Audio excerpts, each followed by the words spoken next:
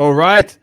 Hello, beautiful people. We are live. Good morning, good afternoon, good evening, wherever you are in the world. I'm super stoked to be here with you on another webinar. Thanks for coming and joining with us here. If you've been to one of these before, you'll probably know my face and my voice. I'm Mackenzie. I'm the Senior Dev Rel at GitGuardian, and I have a very special guest with me today, which is Pierre. Pierre, welcome to the webinar today. Pierre is, well, a man of many talents and many hats, but what he'll be talking to today is bringing an engineering perspective on exactly what's going on under the hood. So welcome, Pierre. Hi, everyone. It's good to see you. All right. Well, we're gonna dive pretty much straight into it while we're waiting for a few more people to get going. But first of all, to let you know, like all webinars, this one here has some prizes that we will give away. We announce the winners in the follow-up email that we send. And how do you go on the chance to be a winner? Well, you participate. So you can ask questions, you can participate in the chat. And the more participation that you do, the more chances you do of getting some prizes for us. Prizes will depend on where you are in the world. But they can be pretty cool. So welcome, everyone. A little bit about StreamYard. You'll notice that the chat is already going off. So welcome, everyone. Hi, everyone in the chat. But you also notice beside the chat functionality is a button that says questions. If you want to ask myself or Pierre, probably Pierre more than myself, but any questions, you can ask these at any time and they'll go into that question thing. You can also upvote other people's questions so that if there's a lot of questions, the ones that people most want answered, we'll answer them first. So make sure you upvote other people's questions as well. And that's pretty much it. So let us know. I know there's a few people here. I see someone from Brazil, Maine, USA, Ghana, Oxford, UK. Where is everyone from? I'm tuning in today from my home, which is in the Netherlands, in a town called Utrecht, if anyone has been, which is in the middle of the Netherlands. Pierre, where are you tuning in from today? I'm from Paris. I'm in Paris currently, yeah. What's the weather like in Paris? It was snowing here today. Is it cold and miserable in Paris too? Cold and not so good, yeah. I'm originally from New Zealand and it's summer, right? Well, almost summer right now in New Zealand. So I'm a little bit jealous of everyone. That's the people that's been to Utrecht. It's a cool place. I like Utrecht. All right. We're going to stop waffling. I like to waffle on for a little bit at the start just to give everyone a chance to kind of tune in here, finish their coffees and come on. But today we are talking about HasMySecretLeaked. Now, this is a really cool service that GitGuardian's just put out. We've made available to everyone, which is basically checking to see if your secrets have leaked. Now, most people know that we scan for secrets in lots of different places. And we've obviously got a huge database of secrets that have leaked out in different places. So now we're inviting people to basically utilize that database to see if their secret is leaked. Now, when we announced this, a lot of people emailed us thinking that we had lost our mind. I actually had my favorite email was just said, "Have you lost your goddamn mind?" No, we haven't. That's because this is actually a completely secure way of doing it. We will never reveal your secret to anyone but you, and even we won't ever find out what your secret is.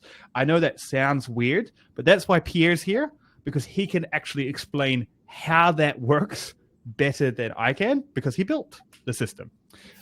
So that's what we're talking about here today. So a little bit of a catch-up, just in case anyone, might be your first time, you're hearing me, you're wondering, what the heck is a secret? Are we talking about playground secrets? No, we're not. We're talking about digital authentication credentials. Sounds scary, but it's stuff that you've all used as a developer. API tokens, username and passwords, database connection URLs, security certificates, browser session tokens, all of these things which we have to handle as developers most of the time. Now, these are very, very sensitive, so obviously we never want these leaking out, but there's a problem. It's that they're widely distributed. We have to handle huge volumes of these, and they often end up inside our source code, because they're made to be used programmatically. Who here, myself included, is guilty of the old, I'm just going to hard code a secret, just quickly, make sure that the connection works, and then remove it later. The problem is, if we do that in Git, it's going to be stuck in our history. And even though it's hard for us to find by manual reviews, when you use the right tools and you're an attacker and you know what to look for, it's going to be pretty easy to find. So a lot of these secrets actually end up in public places.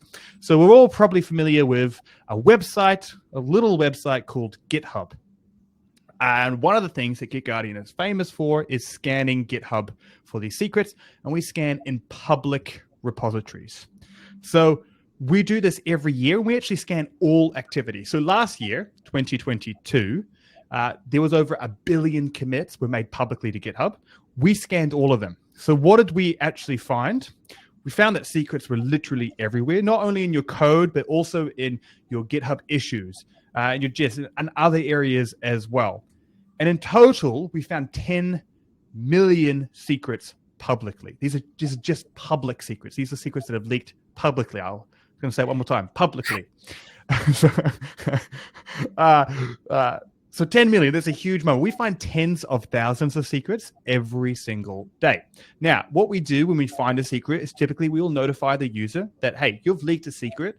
It's in this location, and you can go check it out. And that's usually where we stop. Now, we offer tools and things for you to be able to find secrets in different places if you want to. But in terms of public activity, that's usually where we've stopped on this. Now, if you want an idea of how many people actually leak secrets, so 1 in 10 authors actually expose a secret every year.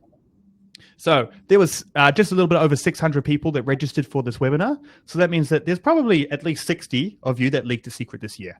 I'm willing to bet that maybe there's a couple more, considering how you may have come to find this webinar. But there's a lot of people that accidentally leak secrets. You're not alone. And I think something that most senior developers have done at least once over their kind of careers, leak something accidentally. I've done it myself, and I work for a company, and I talk about this all day. So it can happen to anyone. So huge amounts of secrets that actually get exposed. And we can actually have a look and see the type of secrets that we find. So we have a huge list. We scan for roughly about 400 different types of secrets. And then we also look for generic secrets. So secrets that don't have classifications. But some of the key ones that we find are Google API keys, RSA private keys. We also found like Google Cloud keys, AWS keys. These are some of the more common secrets that we find. And we find literally millions of them. So really, really quite concerning stuff in it. And again, I know I've said it like 87 times, but this is just public keys. These are keys that have leaked in the public sphere. So this is like worst case scenario.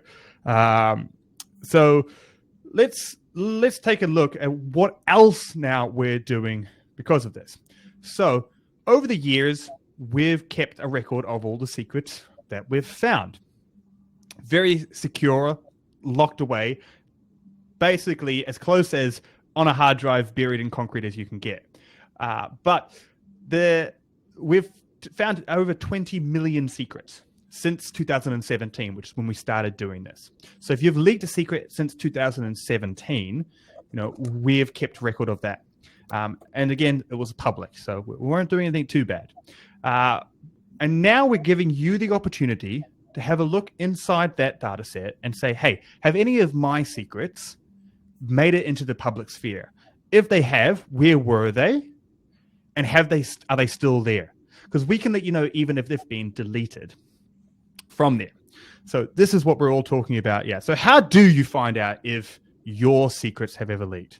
I know you're sick of hearing me talk, so I'm going to invite Pierre now, and we're going to have a demo of the new product, HasMySecretLeaked. He's going to show you how it all works. And then what we're going to do is, because I know there's going to be a lot of people that are going to be dying to ask some security questions about, is this really secure? So we're going to get into that in a minute. So Pierre, if you could share your screen for a moment, we'll get into the demo section of the webinar. Sure. So let me share my screen here. So the first thing we will do to test this new product is to go on HasMySecretLeaked landing page.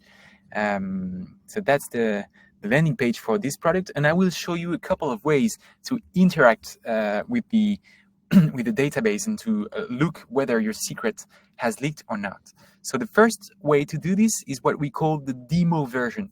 That's just to get familiar with the service and playing around with fake secrets, but it will give you some sense of how things work behind the scene.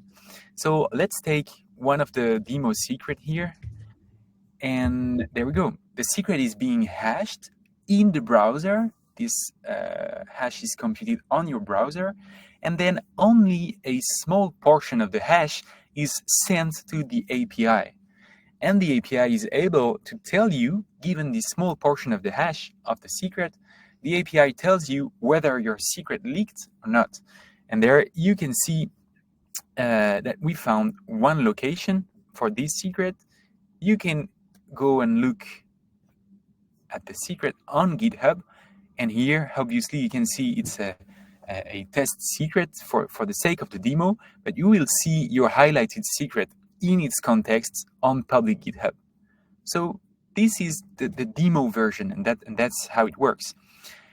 Now let's jump to a use case that is a tiny bit more sophisticated, using your secret. So obviously, we don't want you to copy-paste your secret in the browser. Although the secret doesn't leave your browser, we never know, and we prefer not to do this. So here, you will just paste the hash of your secret. I will tell you how to compute this hash in a minute, but here you paste the hash of your secret, and we will scan for leaks. Again, only a small portion of your hash leaves the browser, and we query the database, and again, you can see that the secret was found publicly. We can go look it up on GitHub, and in that case, it was a public repo I created for this demo. Yeah, and by the way, here it was found in a GitHub issue, which is quite interesting because secrets can be in your source code, as Mac said, but they can also be in GitHub issues or also GitHub gists. So HasMySecretLeaked handles all these data sources, and here is an example. That's the second way to use this landing page. And then if you feel more comfortable and you want to play around more extensively with the tool, we recommend using our CLI, GGShield. So I believe some of you are already familiar with this tool. You have some instructions on the landing page on how to install GGShield. And yeah, let me show you how it goes with GGShield. So let's say you have installed GGShield. You have a subcommand called HMSL, which stands for HasMySecretLeaked. And then you have several commands available. Just a quick note before we begin. If you are a random user, you will have a rather low quota. You will be able to query the API 10 times each day, which is quite low. Now, if you want to have a more extensive usage of the product, you want to authenticate with GGShield. So this means you create a GitGuardian account on dashboard.gitguardian.com, get an API key, or just run GGShield auth login to log into your dashboard. And then you should be good to go, and your quota will be increased because you are authenticated. One quick question there, Pierre, because we've already had some people asking this in there. How much does it cost to create an account on GitGuardian dashboard? I'm sorry, I'm not sure to. Oh, I might have. I think I cut out for a bit. Some people are asking, how much does it cost for GitGuardian? Is there a free version? Oh yeah. Yeah, sorry. So the dashboard is 100% free, and it's even free if for your team. If your team is not more than 25 developers, which is already a pretty nice team. So yeah, it's perfectly free. You can register on dashboard.gitguardian.com, get your account, and you will be able to get your API key, and yeah, this will unlock you more quota to interact with HasMySecretLeaked. So now how to use HasMySecretLeaked. So first, I will show you the most straightforward way to use HasMySecretLeaked. So the first thing you have to do is to list the secrets you want to check against the service.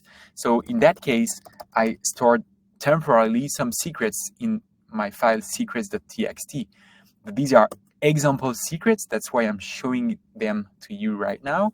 And this is a temporary file for the sake of the demo.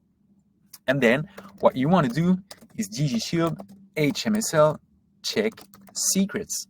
So what will happen behind the scene? The tool will read your secrets, hash them locally, send a small portion of the hash to the API, and read the responses from the API, decrypt them, and provide you with a nice response. And there we go. So you can see we collected 4 secrets, 1 per line, and 3 of them actually leaked. 2 are visible here. The first one was on my public repo. You can see it's a commit. I have the URL. And the other one is the same as the one I showed before. It's in my issue. And also you can notice we have 1 secret that was kind of a dummy value or a template value, password 123 in this case. And in that case, you will only know the number of times we saw it on public GitHub, but no URL in this case. So yeah, this is pretty much how it goes with ggShield. But now let me deep dive a tiny bit more into the internals of ggShield and what happens behind the scene. And this is very important to understand why our protocol is safe. So the first step, as I said, is to compute the hash of your secret. So you have a command for this, ggShield HMSL fingerprint your secrets. So this just computed the hash of your secrets. You can see them in the payload. The payload is the only part of your hash that will leave your computer. So this is what we call the prefix of your hash. So here you have 4 prefixes, 1 for each secret. Each prefix is just 5 characters long. And this is the only part that will leave your computer to query the API. On the other hand, locally, we keep a record of the full hash for your secret. And this is later to be able to decrypt the responses from the API. But this stays local. That's what the mapping is for.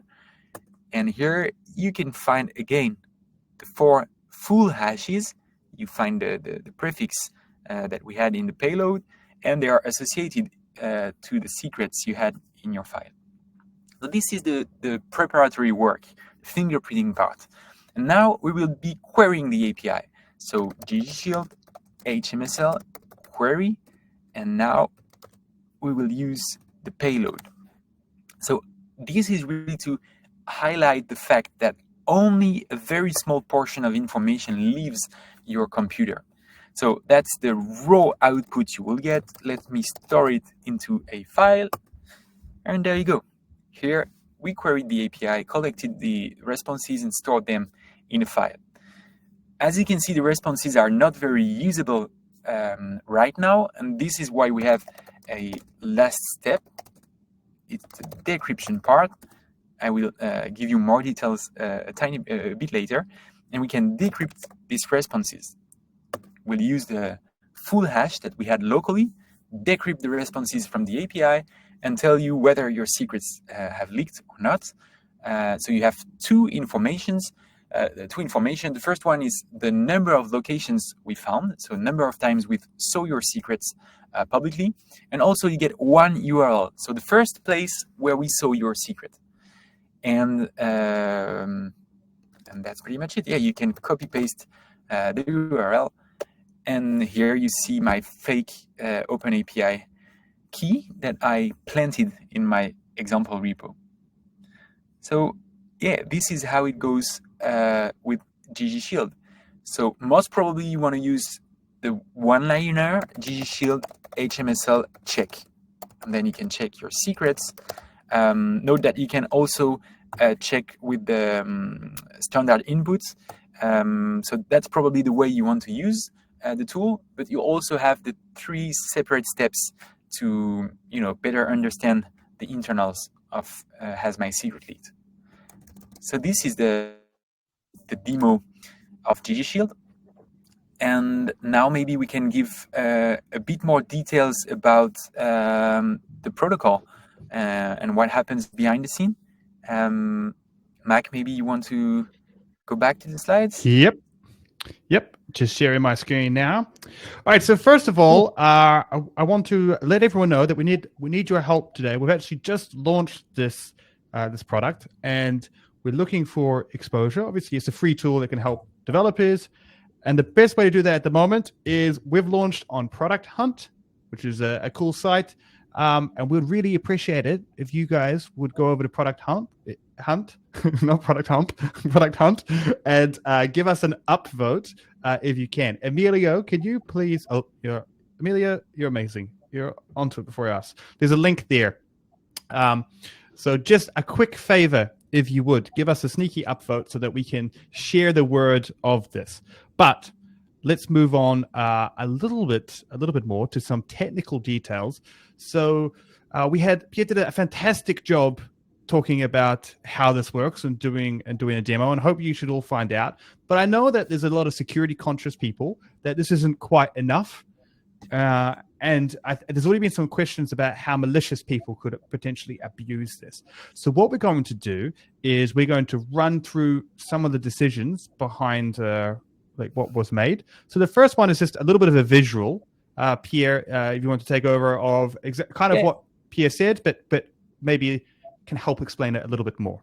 Yeah, so I feel like I'm repeating, but I think it's the best way to represent what happens behind the scene. So that's just what I showed with GG Shield. You collect the secrets that you want to audit.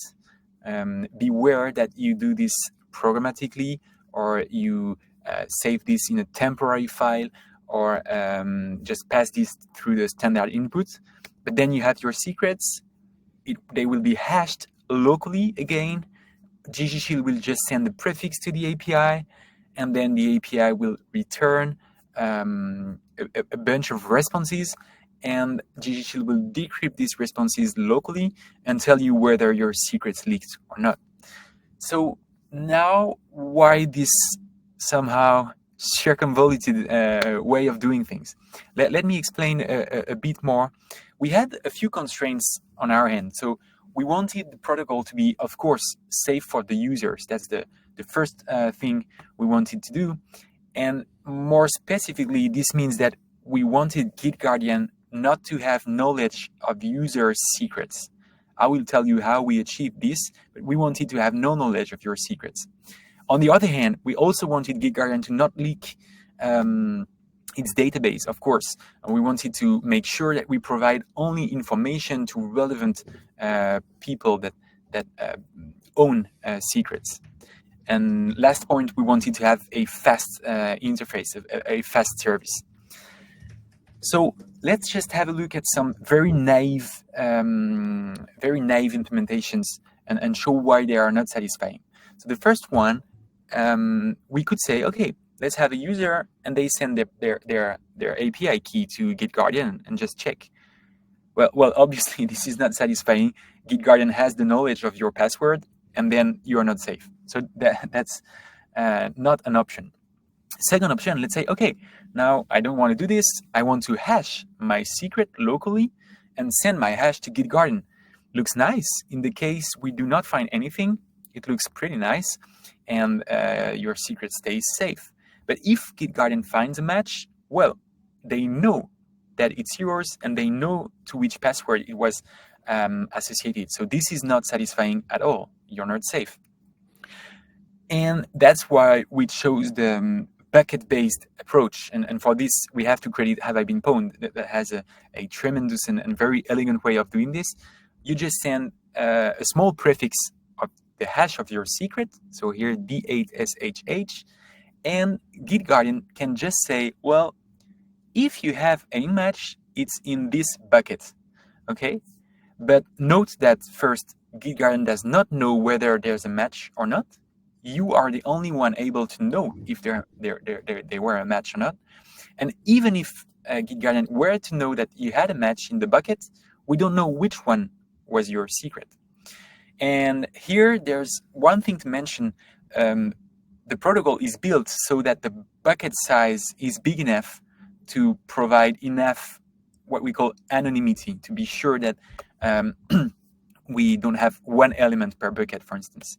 And this comes with statistical properties, and we know that buckets have, on average, around 20 elements per bucket. So yeah, that's how we solve the first constraint. This way, you don't share too much information with GitGuardian. So now, what about the second part? Because one thing I didn't mention here, we want to give you even more information at GitGuardian. We don't want to just tell you whether the secret leaked or not. We want to tell you where you can find an occurrence of your secret. And this means sending a URL on public GitHub of where your secret was first seen. And this is a bit trickier. Let's imagine that you send back the bucket and you just say, okay, let's append the URL to each record in the bucket. Well, obviously, this is an issue, and this is not satisfying for the second point, because you are somehow leaking part of your database. A malevolent user could just enumerate some buckets and have a look at the URLs for each records, and URLs points to secrets. So that's not something we want to do. And to avoid this, we had an idea that is detailed in the next slide. It was to encrypt each record of the API response with the full hash, in the bucket. So if we have a look at the next slide, you will see the whole protocol. All right. I hope it's big enough for you. So again, I'll walk you through the protocol, and we'll see this encryption part. So we start on the top left of the graph. The user has a secret, and they have the hash of their secret. So they compute the hash of the secret locally. That's the second box. And they will only share the prefix of the hash to HasMySecretLeaked. Now we leave the user computer, and we are on HasMySecretLeaked side. This hash prefix corresponds to a bucket. We've already talked about that before. But what we want to do here is to send the information of where we found each secret. To do this, as I said, we encrypt the payload with the full hash. So each record is encrypted with its full hash. And this way, it means that only someone that owns the full hash of the secret can decrypt the payload. Only someone that owns the secret can decrypt the response. And this happens, it's the last box, this happens on the user's computer. If you happen to decrypt one record in the payload, it means your secret leaked, and you will see the number of times it leaked and the URL. If you don't manage to decrypt any response, it means you had no match in the bucket, and it means your secret is safe. Well, this is how it goes. I hope it was not too dense or complicated. I tried to explain it as clearly as I could. And perhaps you have some questions at that point. We have lots of questions. So I think you've already answered it. Roy was wondering, and I think the same with me when I first heard it, is if we're getting lots of responses from the bucket, then we could get a false positive. But this isn't the case, because you need the full hash of the original secret to go back to it on your local side. So you won't get any false positives. But I think you already explained that, and I think that's clear. But we do have lots of questions. So I'm going to order by upvotes, and we'll see. So from there, one of the questions we had, secrets can be excluded from GitHub with like git rebase or reset. If the secret is excluded from GitHub history, can it still represent a risk? So in this case, let's say that the secret was included in the Git repository, but it's since been removed. Is that secret still a risk, Pierre? Yeah, it is. So first of all, because it has been exposed, so you have to consider it compromised. It can have, I mean, some user, parse GitHub, someone might have cloned your repo when the secret was there. So it is compromised, of course. And what you have to do once you have removed the secrets from your code, you have to revoke the secrets. That's for sure. So yeah, rewriting the history can be good for if you want to have a clean history, but still the secret has been exposed and it is compromised. All right, here we have another one from Knack, which is very popular question that I get asked a lot. What is the best practice? Sorry, I think I dropped out for a minute. What could be the best practice after finding a secret that has been leaked? So you've submit your request from HasMySecretLeaked. It comes back, yes, your secret is leaked. You've already partially answered this, but what do you do? What's the best steps to then take? Panic? Light the house on fire? What do you burn your hard drive? What do you do? Well, so first of all, this may vary from one company to another. I'd say so. At GitGuardian, we believe there are two parts in your remediation. The first one is to make sure your code is clean. So if the key was used in your code, you have to change your code to do this differently. So you have to call an environment variable, call your vault, your secret from vault, or something that is safe. And then in parallel, you have to revoke the secrets. And to do this, you have to have sufficient rights. So it can depend on your organization, whether you are able to revoke the key or not. And also, you have to make sure that you won't break anything, because you might revoke a production key. And well, you have to be sure of the impact of what you're doing. But at some point, you will have to revoke the key and rotate it. So provide another API key for the service you need to interact with. Well, these are the two parts. And once this is done, I would say you have a part around incident management. So looking at the logs, knowing whether something bad was done with your key. Also looking at what were the risks associated to exposing this key. So yeah, that's pretty much what you want to do. Yeah, I hope it's excellent. I also, when it can be pretty scary when a key is leaked. Try and remain calm as you will. Find out what the key does, and obviously make sure you revoke it. But and I think also it's super important to warn your ops or SREs or people in charge in your company, your security team. I mean, you have to work hand in hand and not blame each other. So yeah, don't try to hide it and to do as if nothing happened. What you will find is in most organizations, people understand that mistakes can happen, and as long as they're kind of take actions taken, then this isn't something that it would be shocking to fire someone for a mistake. Unfortunately, it has happened, but you should never panic about this and be upfront. The stats are in your favor. 1 in 10 developers do this every single year. So if you're in an organization with 100 developers, well, you're not going to be the only one that year that has done this. So don't worry. Here's an interesting question. How many of those keys are actually still valid when we found them?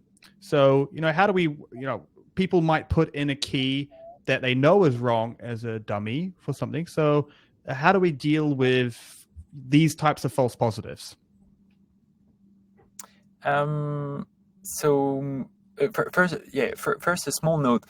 The notion of still valid is quite hard to assess because it evolves in time. I mean, a key that was valid 2 weeks ago can become invalid at some point.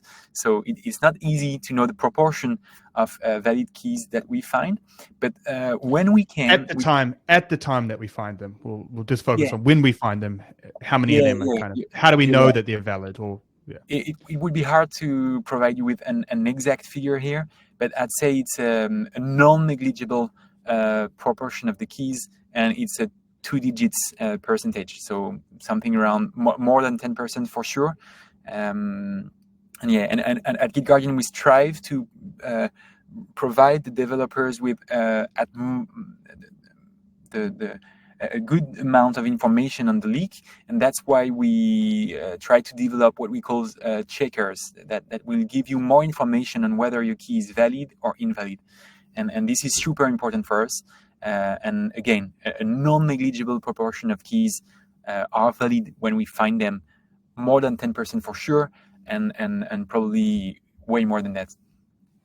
And it also depends on the key. So for example, if you leak an AWS key, that is a key that we can very easily, very quickly check to see if it's valid by making a non-intrusive call.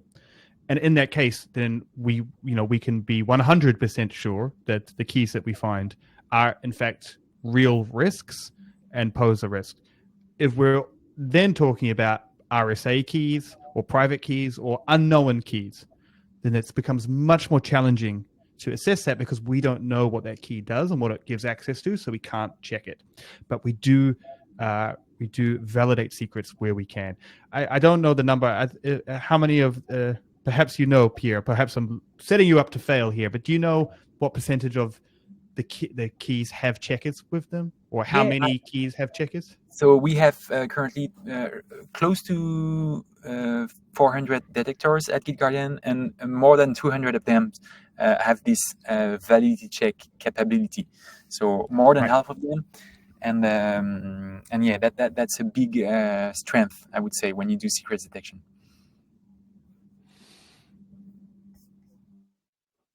All right.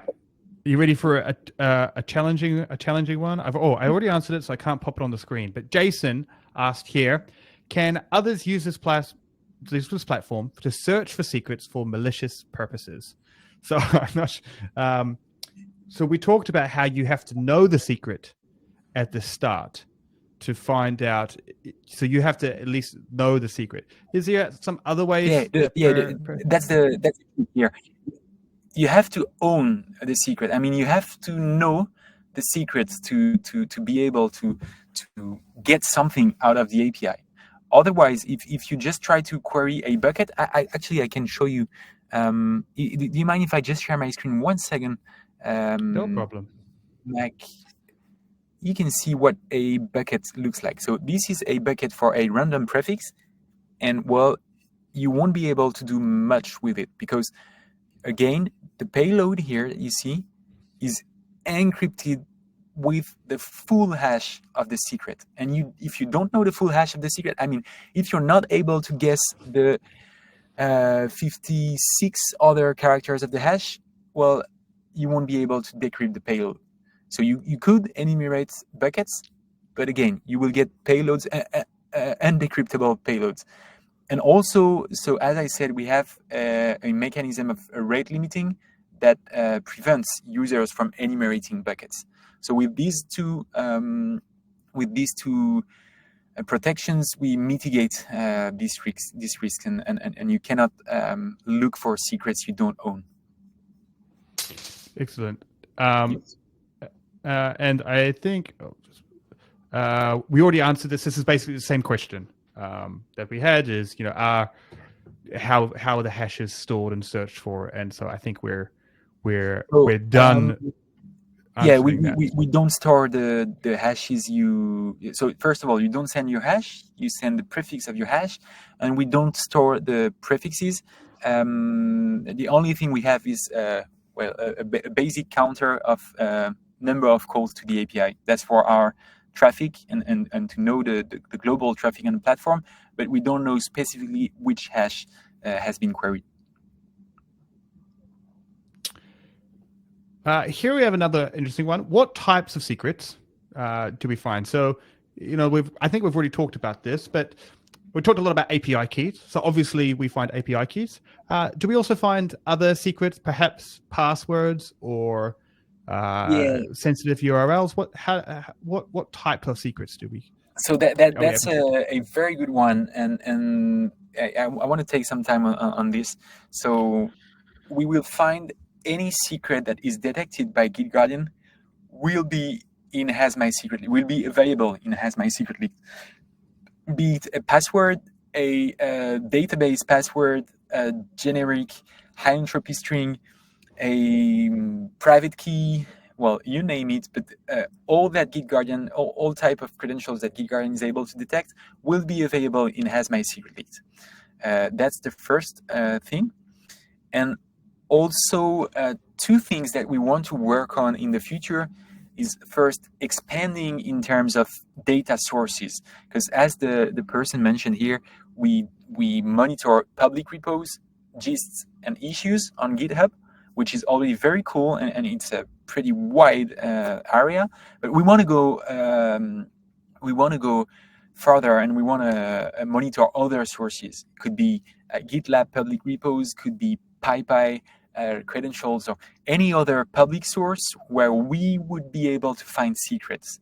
And that's where HasMySecretLeaked will provide more value, because you will have more sources monitored. Yeah, that's one thing we want to look at in the future. So, well, this kind of is a good segue then into what is coming up next, because there's a few questions that people have asked relating to this. So, at the moment, HasMySecretLeaked has a lot of functionality, but where can it go? And maybe also, like, what are some use cases now and in the future? Just throwing multiple questions at you. You can pick wherever you want to go, Pierre. Yeah. So honestly, the beauty of HasMySecretLeaked is that you have tons of use cases, and actually what we showed is just the very basics, where you play with your CLI and check one secret. But the point where you get the most out of HasMySecretLeaked is when you imagine some more complex use cases. So some of them can be, first of all, checking secrets in your CI or in a cron job. So checking your secrets on a regular basis. That's very important, because as he said, you don't know when the breach could happen. So you want to check them on a regular basis. And this is super powerful. You can do that with HasMySecretLeaked. It's pretty fast, and your quota should be high enough so you can do that. You can integrate GG Shield in your CI or in a cron job. That's a first use case. Another use case that is super interesting is to combine the first one I mentioned with integrating with your secrets manager, be it a HashiCorp Vault or 1Password or you name it. Well, you can integrate with your secret manager and check that the secrets that have been vaulted are actually safe. And if you combine this with a periodic check, well, that's very powerful. And also, it meets, it's similar to what someone said in the chat. I mean, it's a kind of insurance, or it's a kind of way to demonstrate that you are safe, that HasMySecretLeaked checked your secrets like 1 hour ago and everything is fine. That's the second use case I can think of.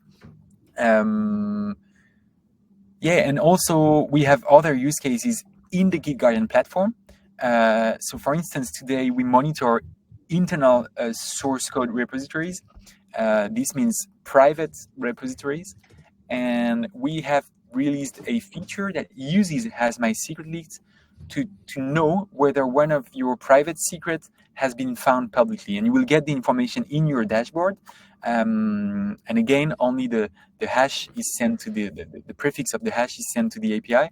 And this way you can have extra information. You can enhance your perimeter and somehow monitor a part of public GitHub to know whether your secret sprawled on public GitHub. So that's a third use case I can think of. So yeah, we're working hard on this, and you can already play with GG Shield to tackle these use cases. Really cool, and that makes total sense. But kind of bringing it as one of the questions we had was like, what's the advantages of using the CLI versus the browser? And the browser is really just to kind of show it has a nice interface. It's good for demos because it gives you nice, pretty colors. But it's not programmatic. You can't program that into your workflow, into what we're talking about. And so this is really where it's being used as leveraging that API, programming it in, and taking it to there. And it's exciting to hear you talk about what's coming up, Pierre, what we can expect, especially integrating it with GitGuardian's other products. So perhaps some people may not be familiar with what GitGuardian primarily does. We detect a lot of secrets, but we also have a full-featured dashboard that connects into your private repositories that will find secrets that have been exposed and privately. And when we can add all of these things together, the public exposure, private exposure, and give you a full view of the risk, and that's super cool. That's super cool. And I think that's it. We're coming up now to the end of the session, but before we do, I know I've already asked this once of you. I'm going to do it again. Please give us some upvotes if you haven't done so already. I'm not ashamed. We're already up into position 9. You've made a huge difference, so thank you so much. We've moved from permission, I think 16 or 17 up to position 9. So that's really great. And I'm sure you'll all agree that Pierre and his team have done a tremendous job getting this tool ready and workable. And hopefully we've reassured some of the security skeptics. I'm keeping some of the emails that you've sent me because they're hilarious. Some of you were very concerned by how we're doing this, but hopefully we've eased your concerns there. If you have other questions that you would like to know, or you want a demo of how this may fit into enterprise, then you can reach out to us. You can do it on the GitGuardian website, or you can email us at devrel, DEVREL, @gitguardian.com, and that will come straight to me. So if you just want to hang out and chat, you can also just email me there if you want to. But can everyone please join me in thanking Pierre? I think he did a tremendous job. It's not everyone that is such a talented engineer can also present so clearly, and he did a fantastic job. So if we could use the emojis down the bottom, there's a react button, and give Pierre a thumbs up or a celebration, I would appreciate that, because as I said to him before this started, I definitely owe him a beer for coming on and doing this. Is there a beer? Thanks. I had a blast. I had a blast explaining the protocol. It's always a pleasure to explain it, and I hope you will try it out and install GGShield and play with the product. I believe it has tremendous use cases that you can imagine. Thanks, everyone. We do these webinars every single month, so please stay tuned for the next one. We'll send you all a friendly email to let you know what the topic's going to be on. So until next time, thanks everyone for joining in, and we'll see you at the next webinar.